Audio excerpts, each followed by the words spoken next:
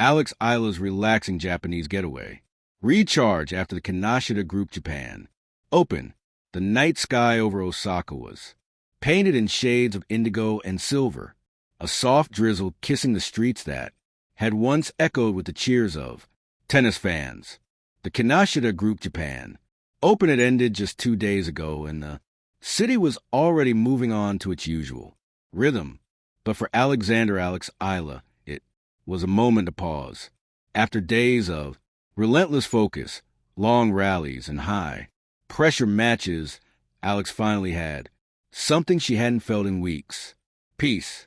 The 20-year-old Filipino tennis star, known for fiery forehands and fearless energy, traded her racket for a cup of warm matcha and a window seat, overlooking Kyoto's gentle morning mist. This, she whispered to herself, is what I needed.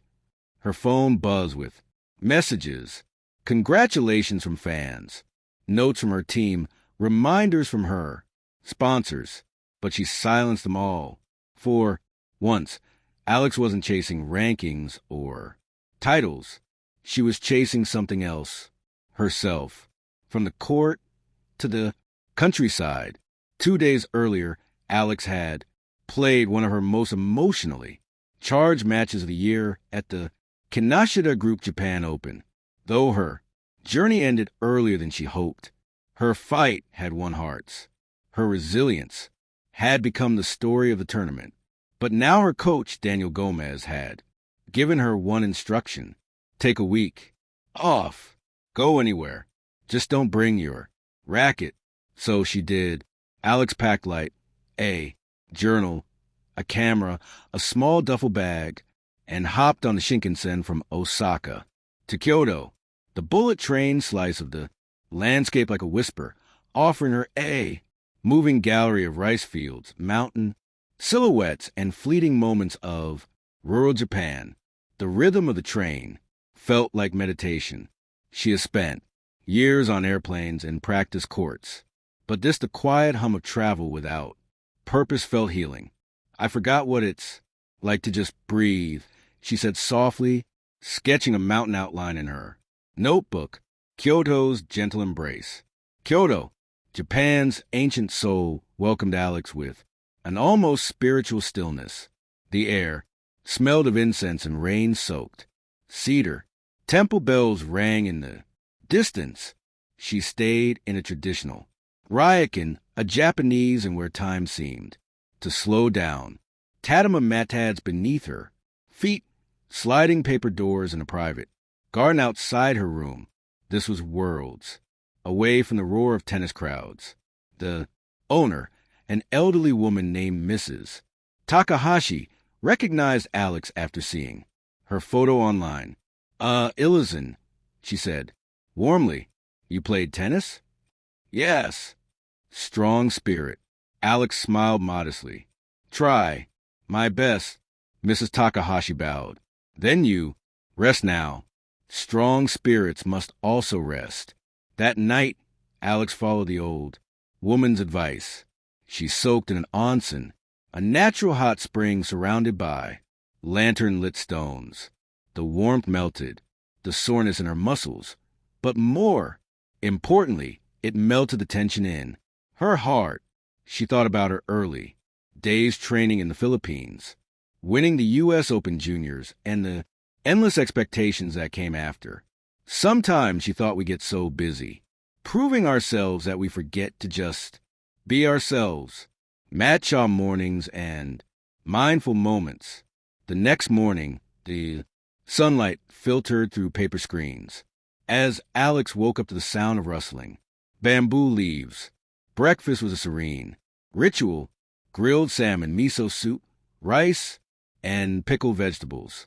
A far cry from her usual protein bars and smoothies. After breakfast, she joined a small group for a tea ceremony at a local temple. The tea master, dressed in an elegant kimono, moved with precision and calm.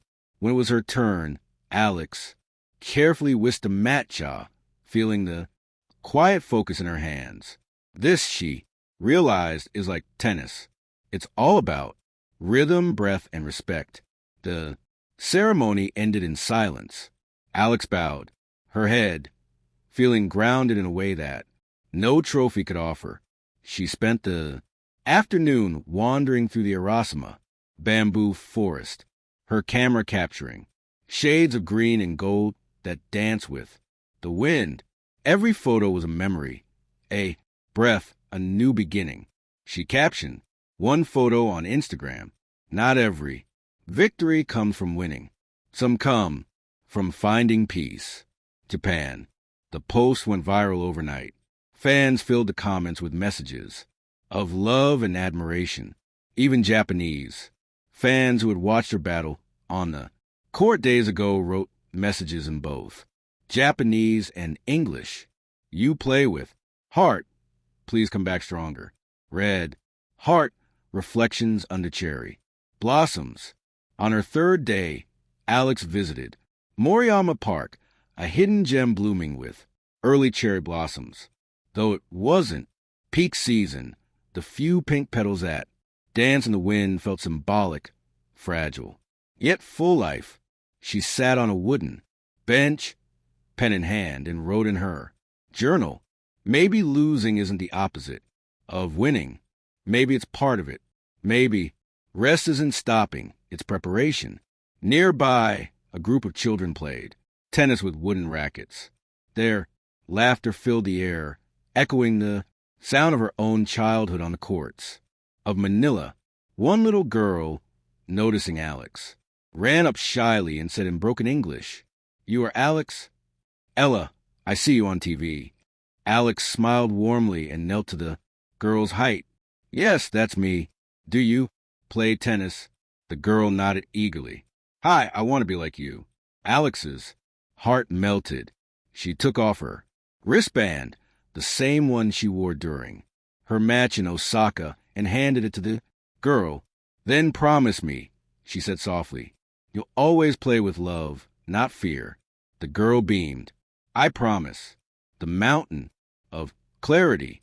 By the weekend, Alex decided to take a solo hike up Mount Karama, a sacred site known for tranquility and panoramic views. The climb was steep, but she welcomed the challenge. Her legs burning, her lungs working, her thoughts clearing with each step. At the summit, the wind whispered to the cedar trees. Below, Kyoto stretched like a living painting. Alex stood there, eyes closed, and made a silent vow. When I return, she thought, I'll play not for pressure, not for perfection, but for purpose. Return flight renewed spirit. As her plane lifted off from Konkai International Airport, Alex looked out the window, the blue horizon stretching endlessly. She thought about the days ahead, the next tournaments, the training sessions, the dreams waiting to unfold. But this time, she was returning as the same athlete who had arrived. She was lighter, freer. She sent one last message to her coach. "Thanks for making me take this trip. I didn't find a trophy, but I found peace." Coach Gomez replied minutes later, "That's the most important one you'll ever have." Epilogue. The calm before the next storm. Weeks later, Alex stepped onto another court, this time in Singapore. Her eyes sharper, her movement smoother, her energy brighter. Commentators noticed something different. "She's playing with so much clarity." One said, "She must have found something special in Japan." Said another, "Indeed, she had." The headlines would later read, "From Osaka to enlightenment, Alex returned stronger after her Japanese retreat." But for Alex, it wasn't about headlines anymore. It was about balance between ambition and peace, between fighting and feeling, between being an athlete and being human. And as a crowd cheered once again, she smiled, the same quiet, genuine smile she wore under Kyoto's cherry blossoms. Because in the end, Japan had not just given her rest, it had given her back herself. Thank you for watching. Please don't forget to hit the the subscribe button, like and share.